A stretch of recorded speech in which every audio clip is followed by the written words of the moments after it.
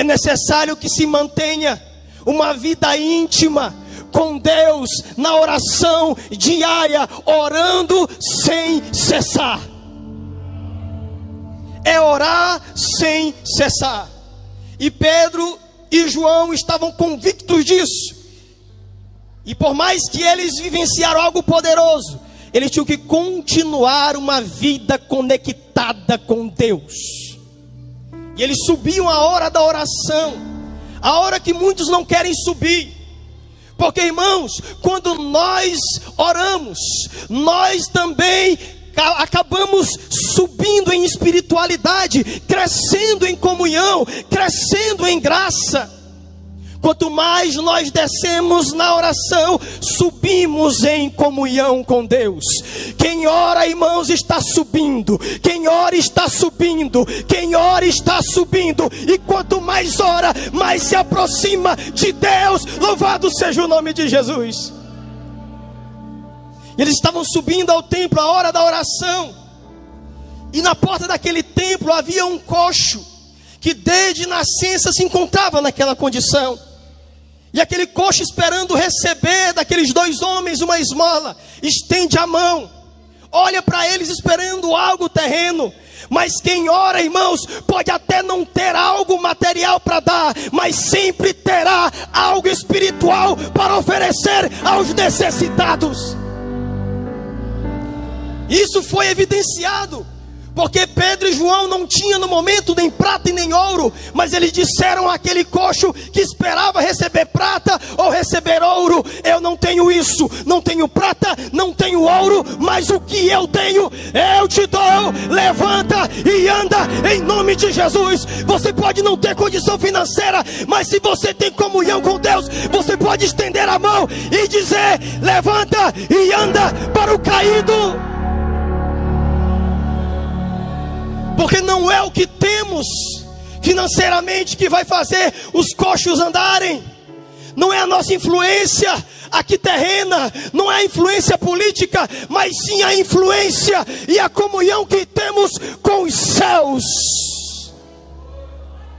Aleluia. Aqueles homens estavam tão empenhados, tão juntos, que o texto nos mostra algo aqui que aqueles homens aprenderam.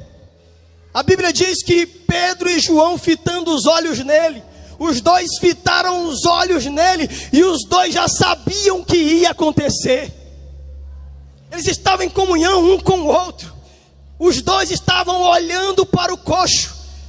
E Pedro disse: olha para nós. Pedro não disse: olha para mim, porque eu sou o portador do milagre. Olha para mim, não. Ele disse: olha para nós, porque o necessitado, quando olha para a igreja, não vê o indivíduo, mas vê nós, e em nós vê Jesus Cristo de Nazaré. Na igreja não é um indivíduo que chama a atenção, não é uma única pessoa. Como eu disse, não se faz a obra individualmente. E Pedro disse: olha para nós, porque aqui não tem ninguém querendo chamar a atenção para si. Ninguém aqui é uma estrela. Não somos como aqueles que se envaideceram o coração e que hoje se acham superstar gospel. Não, nós sabemos que somos servos. E quando os homens olham para nós, eles têm que enxergar a Jesus Cristo de Nazaré. E Pedro disse: olha para nós. Não é olha para mim. Na igreja não tem individualismo. Na igreja não é assim. Na igreja somos um em Cristo Jesus. O mundo tem que olhar para nós. Os que são necessitados têm que olhar para nós e ver em nós o brilho do Espírito Santo de Deus. E quando aquele coxo olhou para os dois, Pedro estende a mão e o levanta, e de um salto seus tornozelos se consertam, e eles entram no templo, adorando e engrandecendo o nome do Senhor. Isso foi tão evidenciado que se gera ali uma grande multidão que testemunhou aquele milagre. E também quando houve o milagre, a atenção dos religiosos, dos sacerdotes, sobrevieram sobre aqueles dois homens, de tal forma que os capitães do templo os levaram em custódia para interrogá-los. Mas eles não poderiam incriminar aqueles dois homens, porque o milagre foi evidente. Todos viram o milagre. Eles se reuniram e disseram: o que faremos? E eles em concílio disseram: não podemos fazer nada, porque todos conheciam aquele coxo, e foi público o milagre que eles fizeram. Vamos prender por causa dos milagres? Então eles decidiram: então vamos pressioná-los, vamos ameaçá-los. E aquele concílio se reuniu. Ameaçaram Pedro, ameaçaram João, dizendo: vocês não podem mais pregar a respeito desse Cristo. E Pedro, com a ousadia, disse: o que mais vale? Ouvir a vocês ou ouvir a Deus? Nós não nos calaremos.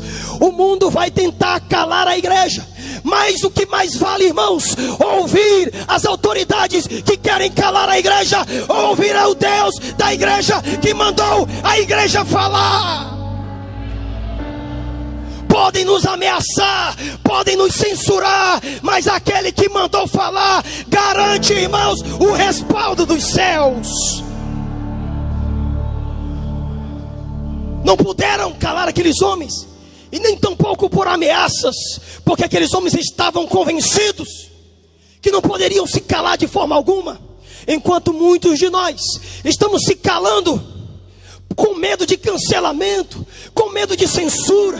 Irmãos, precisamos pregar a palavra de Deus, e os milagres vão suceder àqueles que não temem as consequências das perseguições que virão nesses últimos dias. Soltaram eles, e já uma grande multidão esperava, e em resultado disso, outros milhares se renderam aos pés de Jesus. O mundo tem que ver que a igreja é destemida, não vai se calar com ameaça alguma. E a Bíblia diz que em torno de 5.000 pessoas se converteram nessa segunda leva. E ainda diz mais, que eles se reuniram em o mesmo lugar. O lugar estremeceu com o poder do Espírito Santo, e todos foram cheios do Espírito Santo. Se 120 que foram cheios no dia de Pentecostes causou essa revolução, agora quanto mais em torno de 8.000 pessoas que estavam cheios.